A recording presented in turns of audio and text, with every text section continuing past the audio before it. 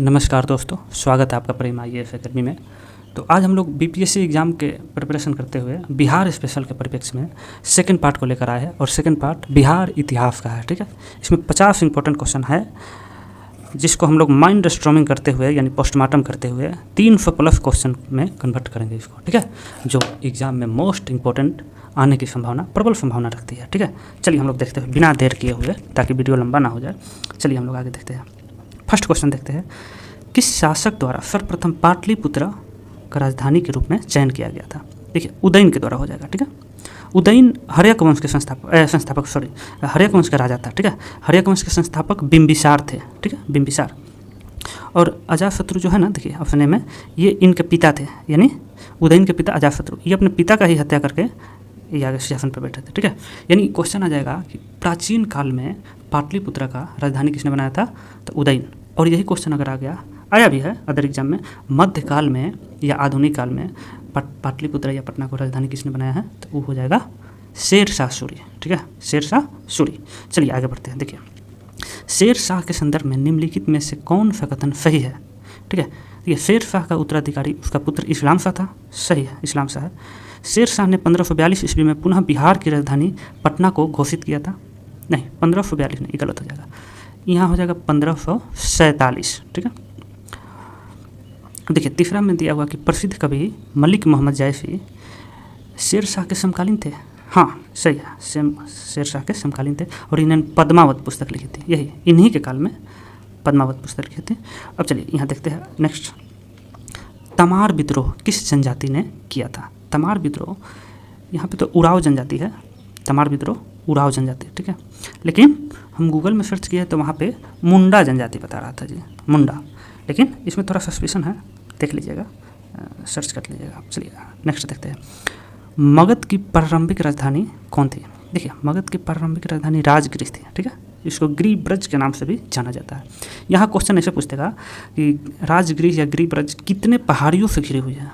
एक क्वेश्चन पूछा हुआ है, राजगृह कितने पहाड़ियों से घिरा हुआ, बीपीएससी में क्वेश्चन पूछा हुआ है। देखिए, राजगृह 5 पहाड़ियों से घिरा हुआ है। ठीक है, 5 पहाड़ी, और कभी कभी तो 5 पहाड़ी का नाम भी सीरीज में दे देता है, और नहीं तो कौन नहीं है इसमें से दे देगा। तो हम 5 पहाड़ियों का नाम बता देते हैं। देखिए, विपुलगिरी, रत्नागिरी, स्वर्णगिरी, उदयगिरी और वैभागिरी। ठीक है, फिर एक बार बोल देते हैं, विपुलगिरी, रत्नागिरी, स्वर्णगिरी, उदयगिरी और वैभागिरी। ठीक है, अब चलिए नेक्स्ट में हम लोग चलते हैं, नेक्स्ट स्लाइड में हम लोग चलते हैं। ठीक है, नेक्स्ट स्लाइड में हम लोग देखते हैं नेक्स्ट क्वेश्चन। तो यहाँ पे देखिए, सम्राट शाह आलम, देखिए सम्राट शाह आलम द्वितीय ने ईस्ट इंडिया कंपनी को बिहार, बंगाल तथा उड़ीसा के दीवानी कब प्रदान की थी? ठीक है, ये हो जाएगा 12 अगस्त 1765 को। ठीक है, बक्सर का युद्ध जब हुआ था 1764 में, 22 अक्टूबर 1764 को बक्सर का युद्ध हुआ था। उसी के परिणाम स्वरूप इलाहाबाद की संधि की गई थी। इलाहाबाद की संधि 12 अगस्त, देखिए इलाहाबाद की 2 संधि हुई थी। पहला संधि 12 अगस्त 1765 में शाह आलम द्वितीय के साथ हुई थी। इसी में पहला संधि में ही बिहार, बंगाल, उड़ीसा की दीवानी प्रदान कर दी गई थी। ठीक है, चलिए आगे बढ़ते हैं।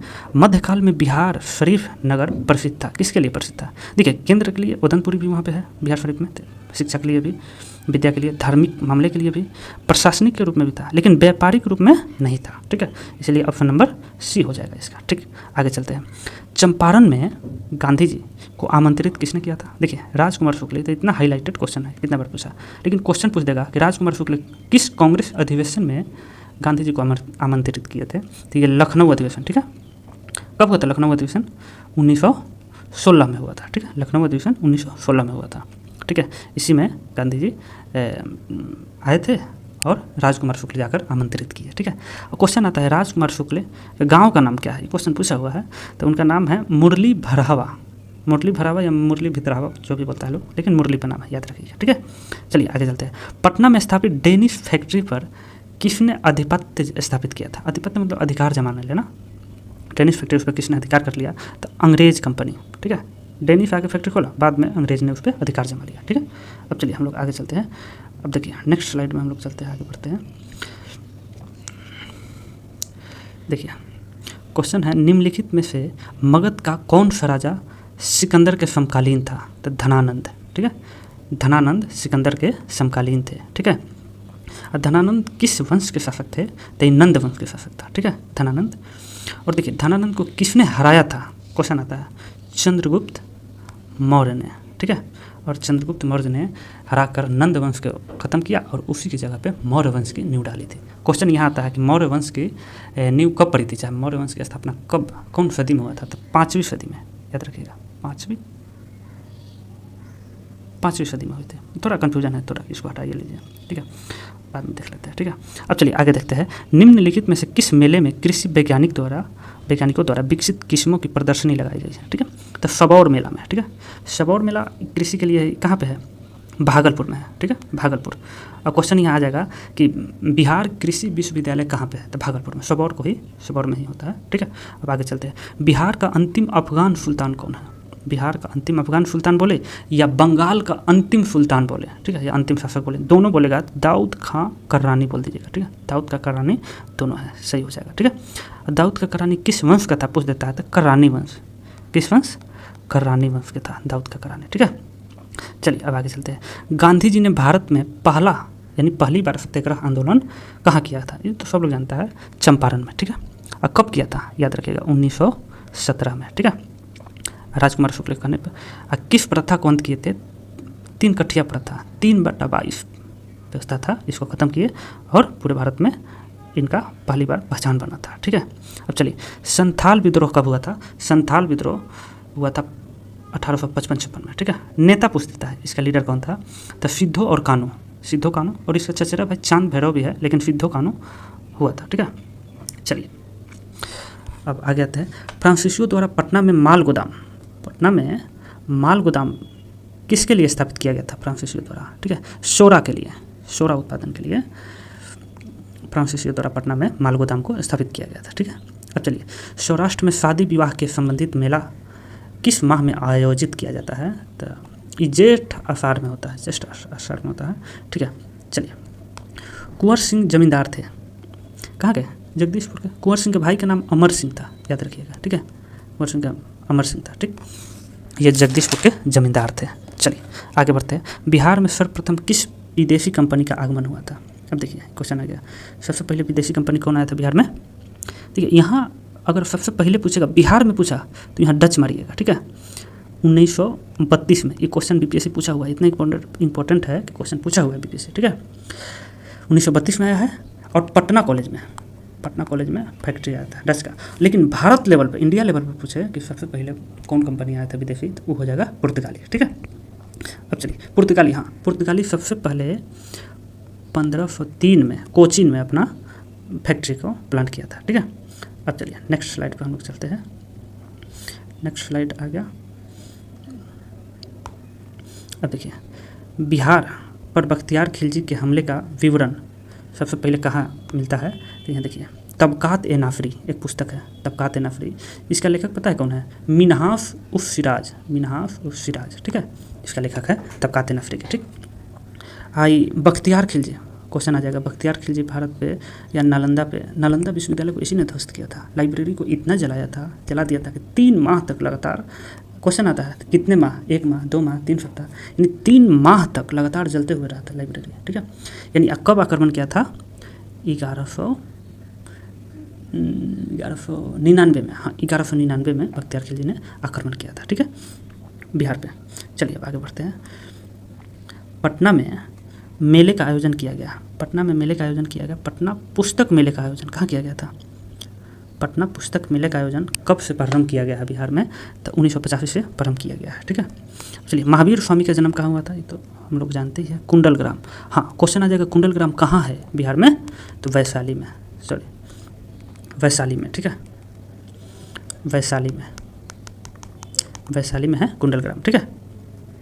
अब चलिए, कर्नाट वंश का संस्थापक कौन था, कर्नाट वंश का संस्थापक नान्यदेव था, ठीक है, कर्नाट वंश का संस्थापक नान्यदेव। अब चलिए यहाँ देखिए, शांति रचित देखिए आचार्य जी थे, नालंदा विश्वविद्यालय के आचार्य थे, ठीक है। तो क्वेश्चन पूछ रहा है, शांति रचित जो पाल वंश के शासनकाल में नालंदा महाविहार के आचार्य थे, किस स्थान पर बौद्ध धर्म का प्रचार किया था। शांति रचित बोलेगा ना, तिब्बत मारिएगा, इन्होंने तिब्बत में जाकर बौद्ध धर्म का प्रचार किया था, ठीक है। अब पाल वंश के शासनकाल में ये गए हुए थे, ठीक है।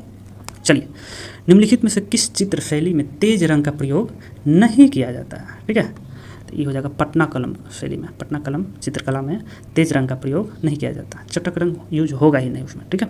अब देखिए जानकी नवमी मेला, जानकी नवमी, जानकी से पता चल रहा है माता सीता जी का है, और सीता जी तो सीतामढ़ी में होगा, यानी जानकी नवमी मेला कहाँ पर आयोजित हुआ है, सीतामढ़ी में, ठीक है। अब चलिए उदंतपुरी शिक्षा केंद्र निम्नलिखित में से किस राज्य में अवस्थित है। उदंतपुरी हम बोले थे ना, कहाँ पे, बिहार में है। बिहार में भी कहाँ पे है, बिहार शरीफ में है, शरीफ बिहार शरीफ में है, ठीक है। अब चलिए आगे देखिए नालंदा विश्वविद्यालय के संस्थापक, नालंदा विश्वविद्यालय के कुमारगुप्त। देखिए धर्मपाल, ये क्या, धर्मपाल जी ये क्या, विक्रमशिला विश्वविद्यालय के संस्थापक थे। कुमारगुप्त नालंदा विश्वविद्यालय और धर्मपाल विक्रमशिला विश्वविद्यालय के थे, ठीक है। आगे चलते हैं हम लोग। निम्नलिखित में से किस चित्रकला शैली में संथाल समाज के लोक कथाओं, मिथ को, धार्मिक विश्वासों, नैतिक शिक्षा आदि का प्रस्तुतिकरण किया गया है। तो जादोपटिया शैली में, जादोपटिया शैली किससे संबंधित है, संथाल जनजाति से, ठीक है। चलिए अब हम लोग नेक्स्ट स्लाइड पर चलते हैं। नेक्स्ट स्लाइड में हम लोग यहाँ पे आते हैं, ठीक है।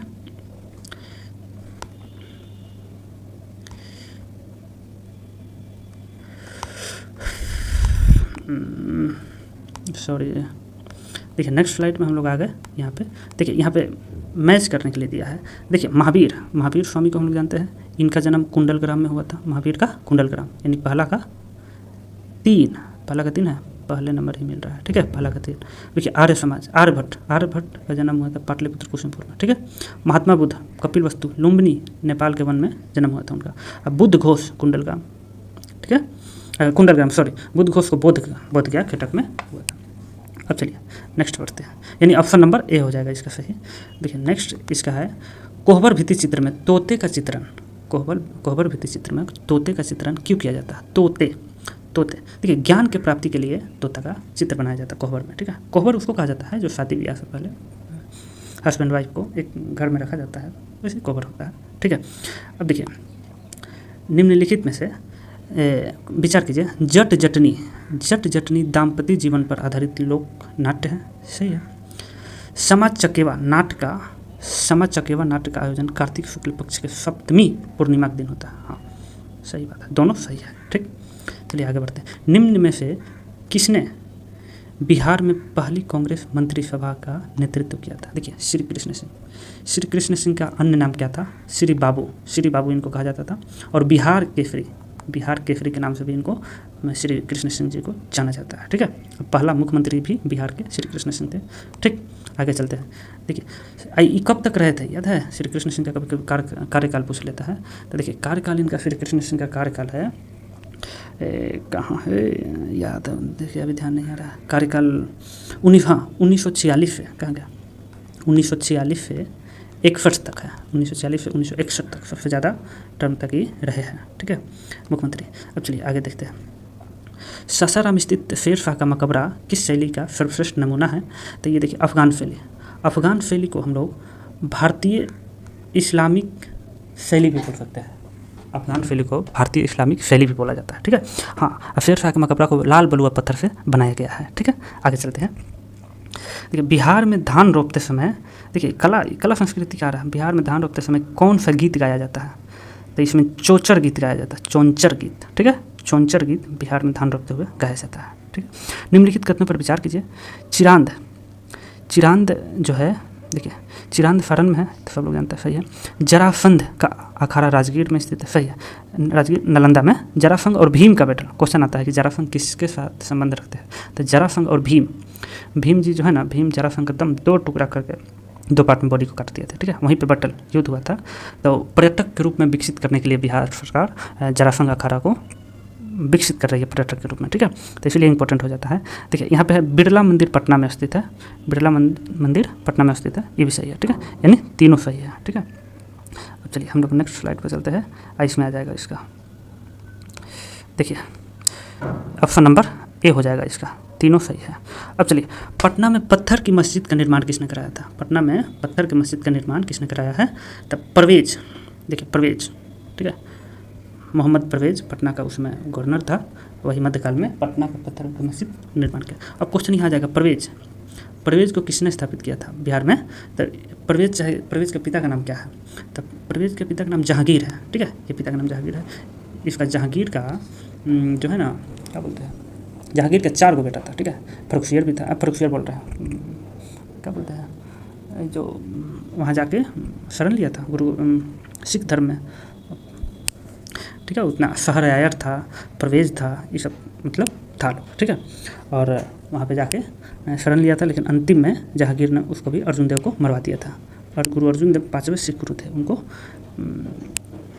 ख़त्म करवा दिया जहांगीर ने, ठीक है। अब चलिए क्वेश्चन आता है मिलाने के लिए, यहाँ पे देखिए, देव मंदिर औरंगाबाद में है, सही बात है। कमल सरोवर जमुई में, ये गलत है, कमल सरोवर तो यूपी में है, यूपी में है। अजगैबीनाथ का मंदिर भागलपुर में है, ये भी सही है, ठीक है। अब चलिए आगे बढ़ते हैं। बिहार की पेंटिंग विधि, बिहार की पेंटिंग कौन सी है? बिहार की पेंटिंग मधुबनी, कौन नहीं जानता, लेकिन ये सब नहीं है, ठीक है। बिहार की पेंटिंग विधि कौन है? मधुबनी है। चलिए आगे चलते हैं। विश्व का सबसे ऊंचा कहे जाने वाला स्तूप, शांति स्तूप, बिहार में कहाँ पे है?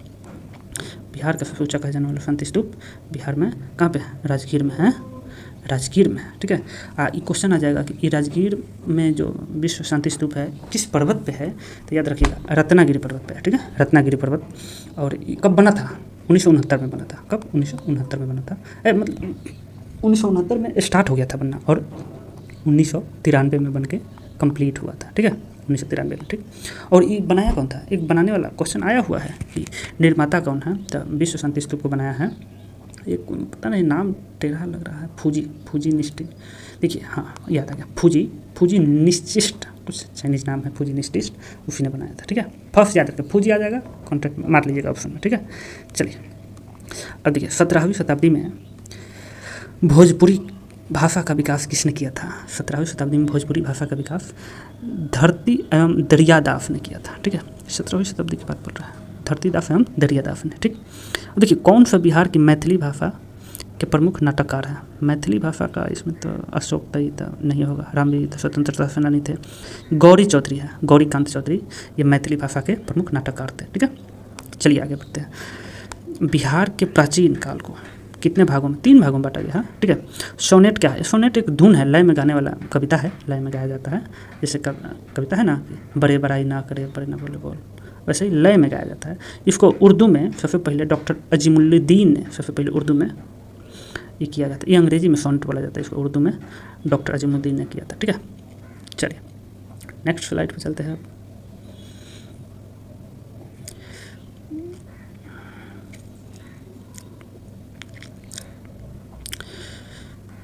देखिए नेक्स्ट स्लाइड में है, बिहार में होली के पर्व पर ग्रामीणों द्वारा कौन सा नृत्य डांस किया जाता है?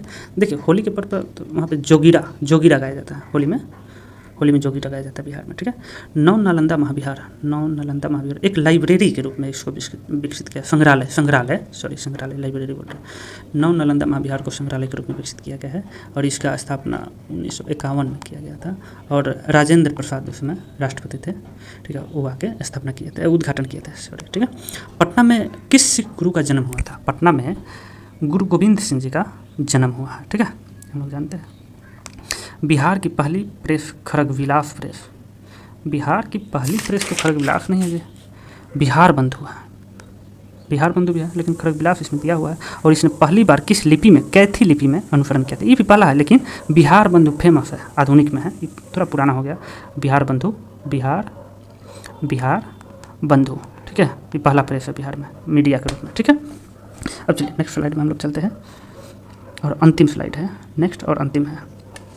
देखिए बिहार में प्राचीन काल में, देखिए प्राचीन काल में व्यक्तित्व को कालक्रम के स्थिति में कौन कौन काल में कौन आया था उसको सजाना है। देखिए ऑप्शन नंबर ए होगा, पहले बताते हैं। महावीर सबसे पहले आए थे, उसके बाद महात्मा बुद्ध, चाणक्य, और उसके बाद बुद्ध घोष आए थे, ठीक है। ऑप्शन नंबर ए होगा इसका आंसर।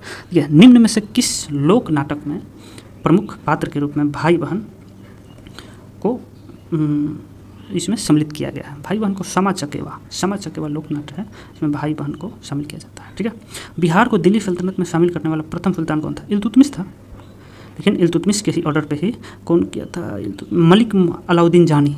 क्वेश्चन ऐसा आता है कि मलिक मोहम्मद अलाउद्दीन जानी को किसने बिहार में गवर्नर बनाया था? तो इल्तुतमिश ने, ठीक है। चलिए आगे जाते हैं, लास्ट क्वेश्चन है। निम्न में से बिहार राज्य में फ्रांसीसियों ने 1734 में किसकी स्थापना की थी? देखिए माल गोदाम का, हम लोग पढ़े ना, फ्रांसीसियो ने माल गोदाम का पटना में स्थापना किसके उद्देश्य से किया था? तो सोडा के उत्पादन के लिए, ठीक है। कब किया था? 1734 में किया था। तो अब यहाँ पे कंप्लीट होता है और 50 क्वेश्चन इंपॉर्टेंट जिससे हम लोग एक्स्ट्रा से एक्स्ट्रा हम लोग देखें जाने, ठीक है। तो अब आज के लिए इतना ही, कल नेक्स्ट दूसरा क्लास लेकर आया जाएगा, ठीक है। जय हिंद।